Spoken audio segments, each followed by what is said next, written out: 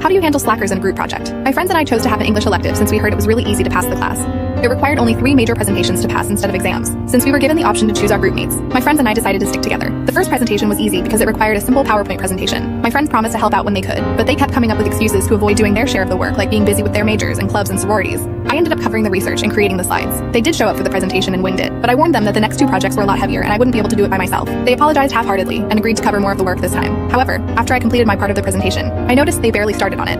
I felt really angry, but I found it hard to confront them since they were my friends. Finally, the last project was assigned, and rather than a PowerPoint, it required a video and an individual printed essay. I begged my friends to help me out with the video. Instead, they got angry at me for constantly bugging them about a minor elective. I was devastated at how they treated me. For them, it was a simple elective because they could actually afford college. But for me, my grades seriously mattered because I was on a scholarship. So I started the work early and accomplished it all on my own without splitting up the parts. When they asked me about the project a week before the deadline, I told them not to worry since I completed it for the group. However, they forgot about the individual essay that was meant to be submitted to the professor a day before the deadline. So in the end, they failed and had to retake the class without my